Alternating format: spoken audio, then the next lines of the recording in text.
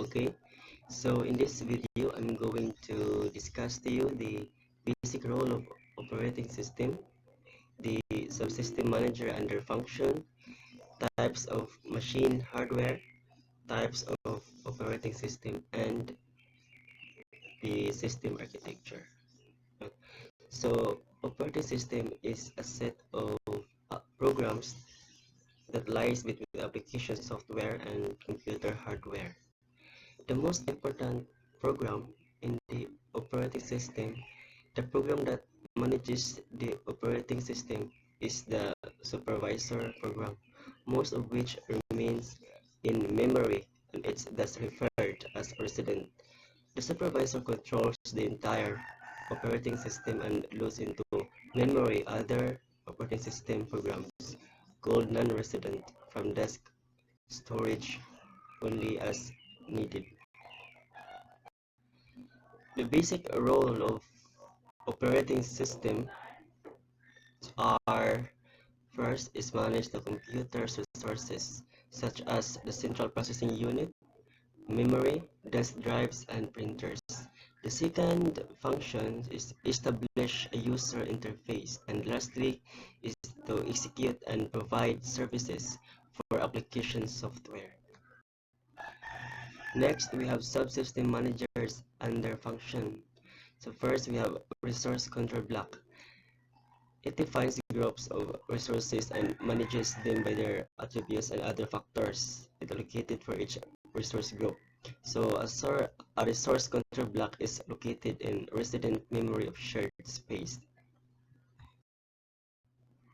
So next we have extended SVC handler. An extended SVC handler accepts requests from applications and other programs as an application programming interface or API for a subsystem. It could be called in the same way as an ordinary system call, and it's normally invoked using a trap instruction or the like. So an extended SVC handler runs as a quasi-task version. It can be called from a task-independent version, and in this case, the extended SVC handler also runs as a task-independent version. Okay, next we have break function. A break function is a function called when a task exception is raised for a task while an extended SVC handler is executing. When a break function is called, the processing by the extended SVC handler running at the time the task exception was raised must be stopped promptly and control must be returned from the extended SVC handler to its caller.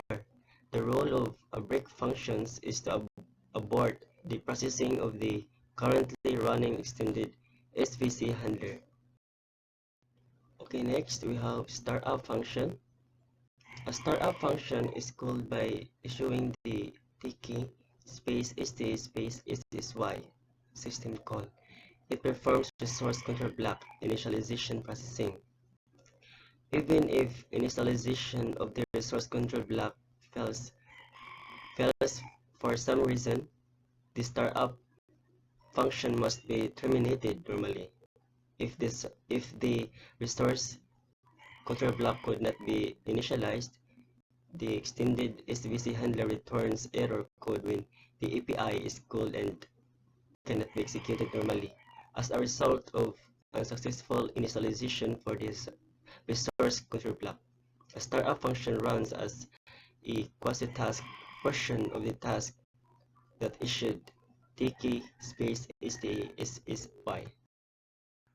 Okay, so we also have here a cleanup function. A cleanup function is called by issuing the tk space cln space sysy system call.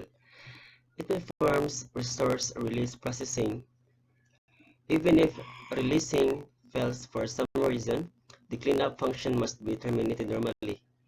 The error handling methods, such as logging of errors, are left to the subsystem implementing vendor to decide. So after the cleanup function completes its processing, the resource control block is automatically cleared to 0. If no cleanup function was defined, the tk space cln space SSY system call clears the resource control block to 0. So a cleanup function runs as a quasi-task portion of the task that issued tk space cln and space SSY. So lastly, we have event handling function. An event handling function is called by issuing the tk space evt space SSY system call. It processes various requests made to a subsystem. So a note that it has to process all requests for all subsystems. If processing is not required, it can simply turn E_O key without performing any operation.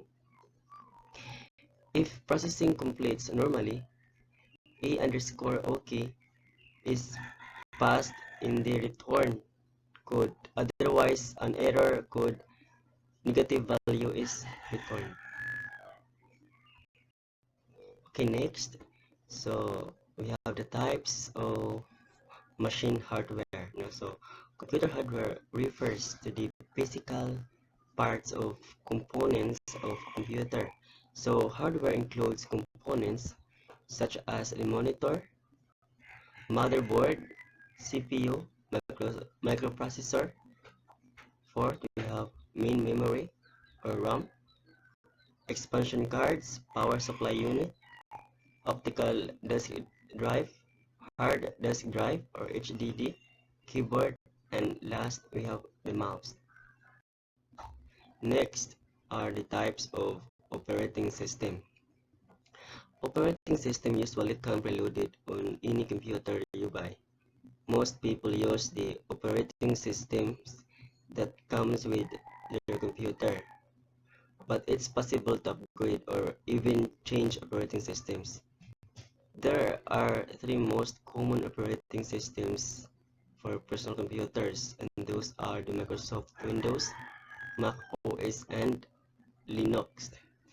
So Microsoft created the Windows operating system in the middle of 1980s. There have been many different versions of Windows, but the most recent ones are Windows 10, released in 2015, Windows 8 in 2012, and Windows 7 in 2009, and we have Windows Vista in 2007. Windows comes preloaded on most new personal computers, which helps to make the most popular operating system in the world. Okay, next we have the Mac OS. Mac OS, previously called OS X, is a line of operating system created by Apple. It comes preloaded on all Macintosh computers or Macs. Some of the specific versions include Mojave, which released in 2018. We have High Sierra in 2017 and Sierra in 2016.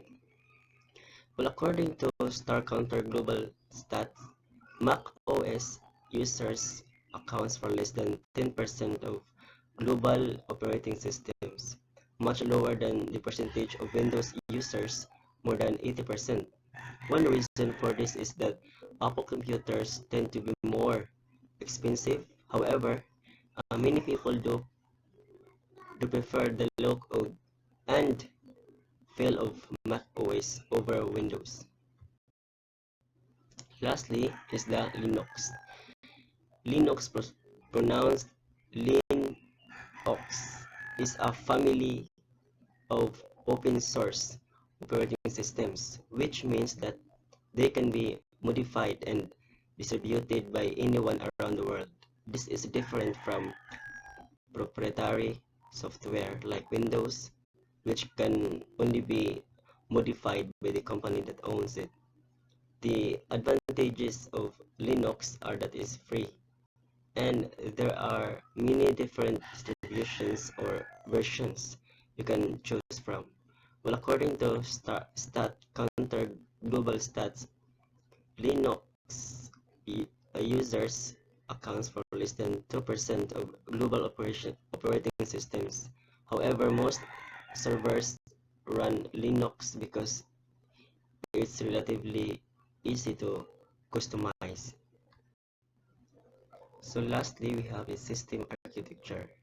It is a abstract conceptualization-oriented, global and focused to achieve the mission of life cycles concepts of the system. It also focused on high-level structure in system and system elements. So it addresses the architectural principles, concepts, properties, and characteristics of the system of interest. It may also be applied to more than one system, in some cases forming the common structure, pattern, and set of requirements for classes or families of similar or related systems. So what is the purpose of this? Well, the purpose of system architecture activities is to define a comprehensive solution based on principles, concepts, and properties logically related to and consistent with each other. The solution architecture has features, properties, and characteristics which satisfy, as far as possible, the problem or opportunity expressed by a set of system requirements and life cycle concepts, and which are implementable through technologies. So that's the system architecture.